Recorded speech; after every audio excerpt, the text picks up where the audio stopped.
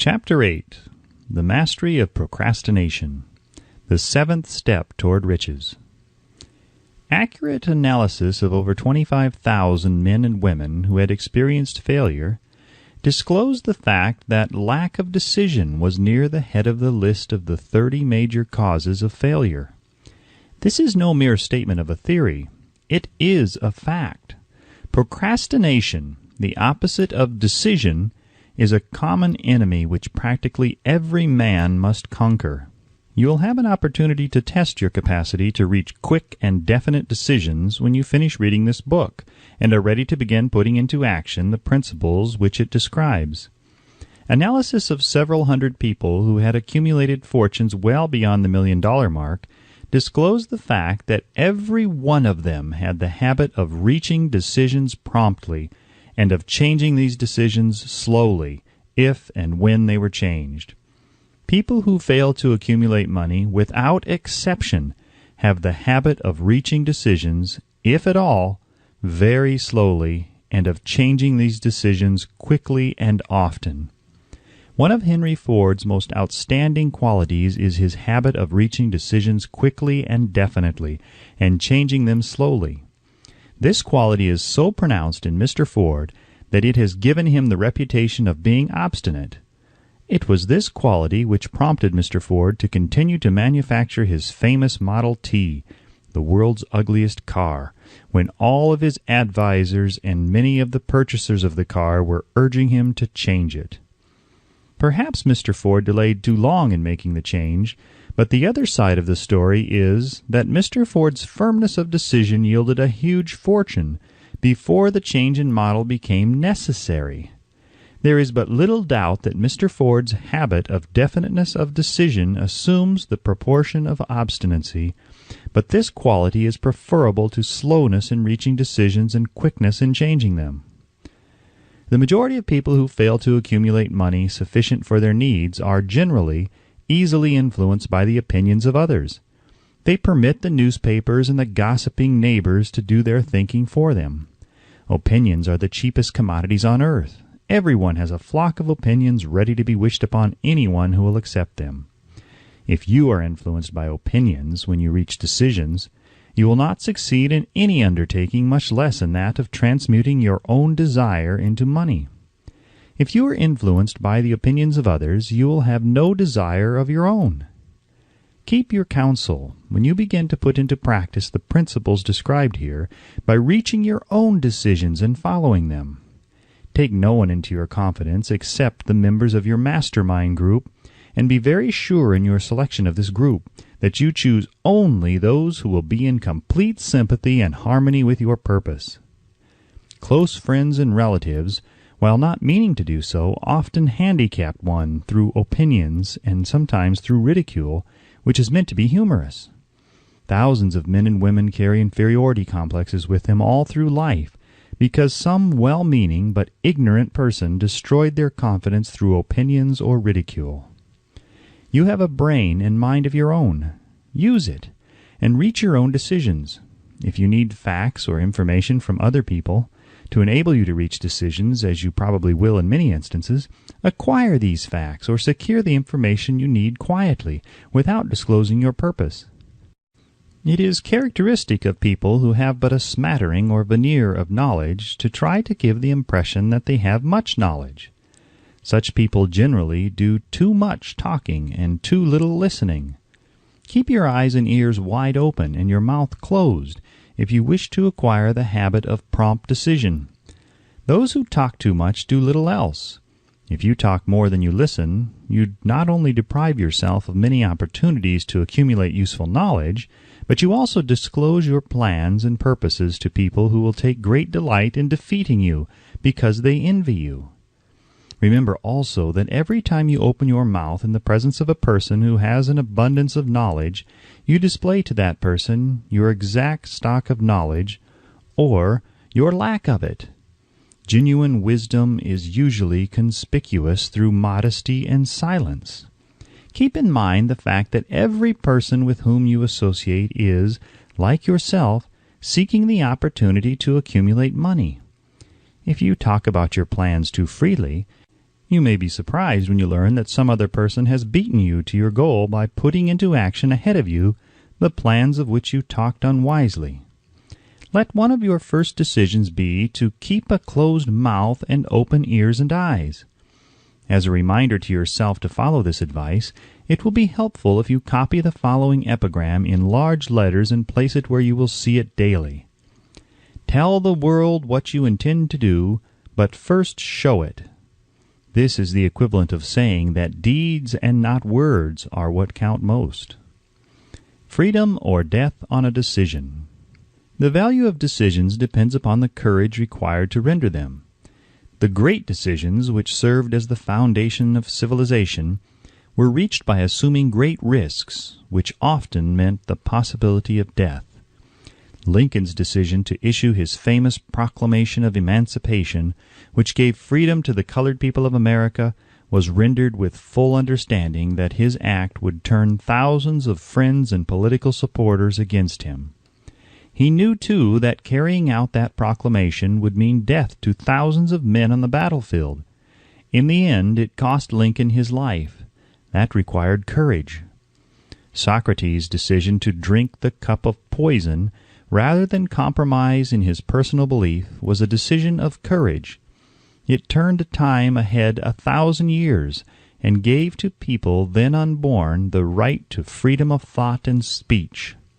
The decision of Robert E. Lee, when he came to the parting of the way with the Union and took up the cause of the South, was a decision of courage, for he well knew that it might cost him his own life, that it would surely cost the lives of others. But the greatest decision of all time, as far as any American citizen is concerned, was reached in Philadelphia, July 4th, 1776, when 56 men signed their names to a document which they well knew would bring freedom to all Americans, or leave every one of the 56 hanging from a gallows. You have heard of this famous document, but you may not have drawn from it the great lesson in personal achievement it so plainly taught. We all remember the date of this monumentous decision, but few of us realize what courage that decision required. We remember our history as it was taught. We remember dates and the names of the men who fought. We remember Valley Forge and Yorktown. We remember George Washington and Lord Cornwallis. But we know little of the real forces back of these names, dates, and places. We know still less of that intangible power which ensured us freedom long before Washington's armies reached Yorktown. We read the history of the Revolution and falsely imagine that George Washington was the father of our country, that it was he who won our freedom, while the truth is, Washington was only an accessory after the fact, because victory for his armies had been ensured long before Lord Cornwallis surrendered. This is not intended to rob Washington of any of the glory he so richly merited. Its purpose, rather, is to give greater attention to the astounding power that was the real cause of his victory. It is nothing short of tragedy that the writers of history have missed entirely even the slightest reference to the irresistible power which gave birth and freedom to the nation destined to set up new standards of independence for all the peoples of the earth. I say it is a tragedy because it is the self-same power which must be used by every individual who surmounts the difficulties of life and forces life to pay the price asked. Let us briefly review the events which gave birth to this power. The story begins with an incident in Boston, March 5th, 1770. British soldiers were patrolling the streets and by their presence openly threatening the citizens. The colonists resented armed men marching in their midst. They began to express their resentment openly, hurling stones as well as epithets at the marching soldiers until the commanding officer gave orders, "Fix bayonets! Charge!" The battle was on. It resulted in the death and injury of many. The incident aroused such resentment that the provincial assembly, made up of prominent colonists, called a meeting for the purpose of taking definite action. Two of the members of that assembly were John Hancock and Samuel Adams. Long live their names! They spoke up courageously and declared that a move must be made to eject all British soldiers from Boston. Remember this: A decision in the minds of two men might properly be called the beginning of the freedom which we of the United States now enjoy. Remember, too, that the decision of these two men called for faith and courage because it was dangerous. Before the assembly adjourned, Samuel Adams was appointed to call on the governor of the province, Hutchinson, and demand the withdrawal of British troops. The request was granted.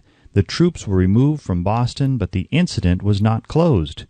It had caused a situation destined to change the entire trend of civilization.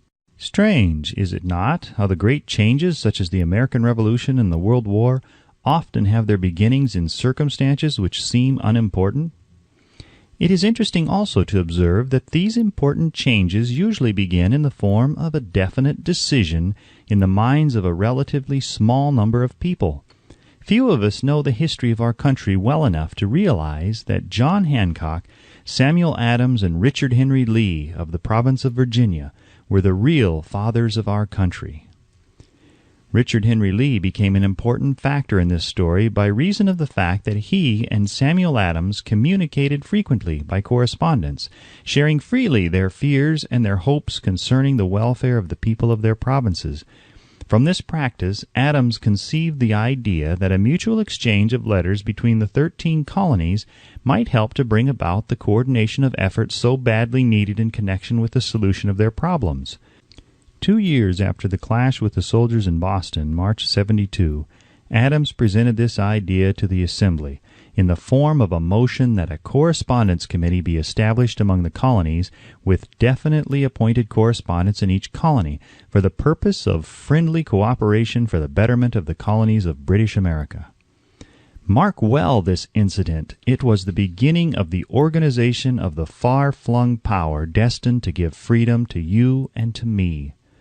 The mastermind had already been organized. It consisted of Adams, Lee, and Hancock. I tell you further that if two of you agree upon the earth concerning anything for which you ask, it will come to you from my Father who is in heaven. The Committee of Correspondence was organized.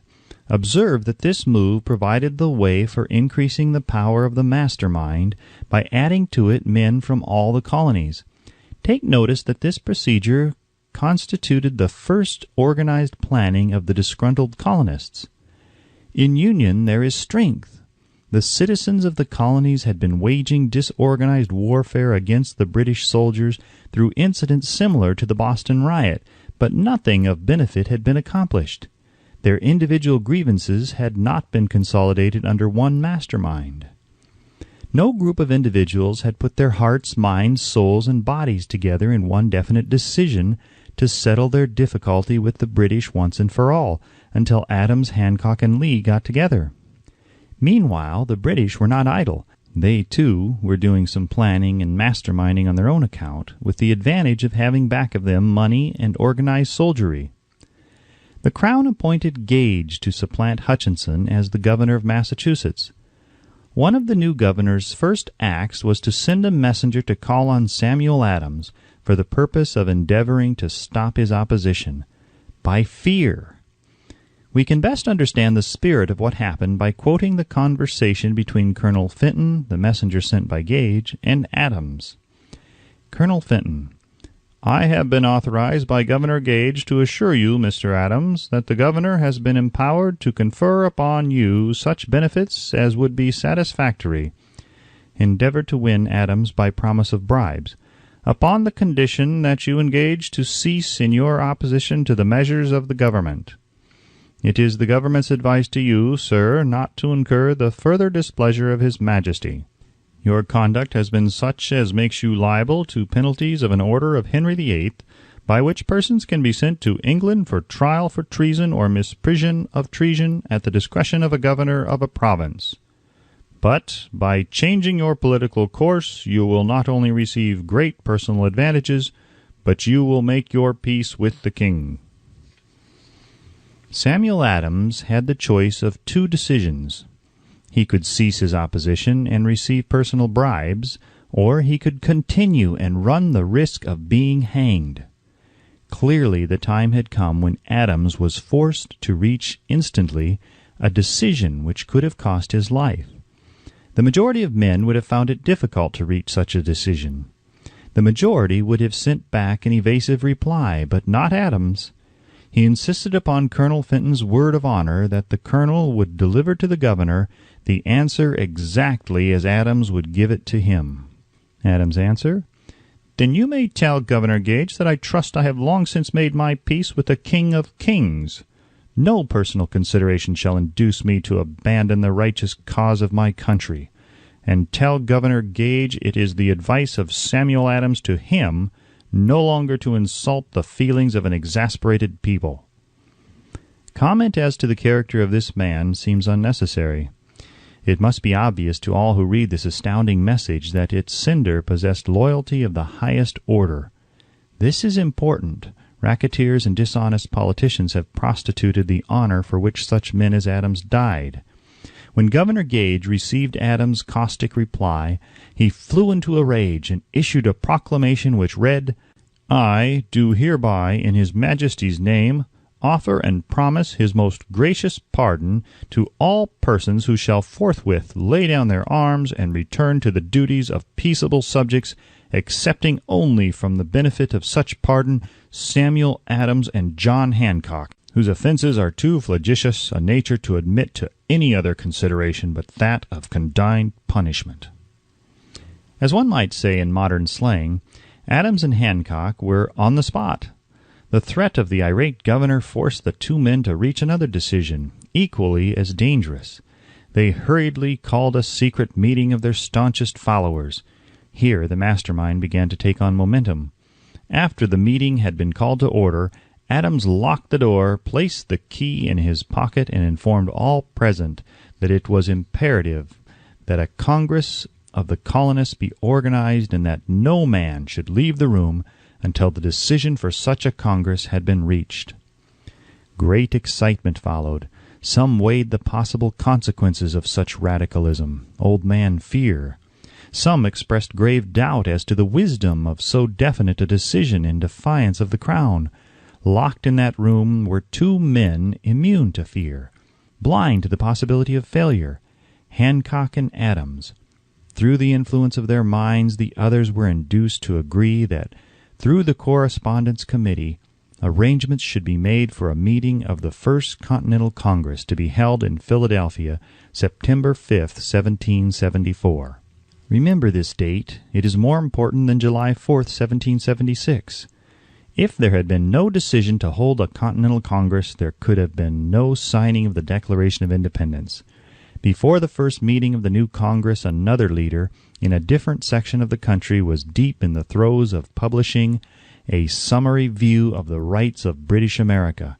He was Thomas Jefferson, of the province of Virginia, whose relationship to Lord Dunmore, representative of the Crown in Virginia, was as strained as that of Hancock and Adams with their governor. Shortly after his famous Summary of Rights was published, Jefferson was informed that he was subject to prosecution for high treason against His Majesty's government. Inspired by the threat, one of Jefferson's colleagues, Patrick Henry, boldly spoke his mind, concluding his remarks with a sentence which shall remain forever a classic: "If this be treason, then make the most of it." It was such men as these who, without power, without authority, without military strength, without money, sat in solemn consideration of the destiny of the colonies, beginning at the opening of the First Continental Congress and continuing at intervals for 2 years, until on June 7, 1776, Richard Henry Lee arose, addressed the chair, and to the startled assembly made this motion: "Gentlemen, I make the motion that these united colonies are, and of right ought to be, free and independent states, that they be absolved from all allegiance to the British Crown, and that all political connection between them and the state of Great Britain is and ought to be totally dissolved." Lee's astounding motion was discussed fervently, and at such length that he began to lose patience. Finally, after days of argument, he again took the floor, and declared in a clear, firm voice, "Mr. President, we have discussed this issue for days. It is the only course for us to follow. Why then, sir, do we longer delay? Why still deliberate? Let this happy day give birth to an American republic. Let her arise not to devastate and to conquer, but to reestablish the reign of peace and of law. The eyes of Europe are fixed upon us. She demands of us a living example of freedom that may exhibit a contrast in the felicity of the citizen to the ever-increasing tyranny. Before this motion was finally voted upon, Lee was called back to Virginia because of serious family illness, but before leaving he placed his cause in the hands of his friend, Thomas Jefferson, who promised to fight until favorable action was taken.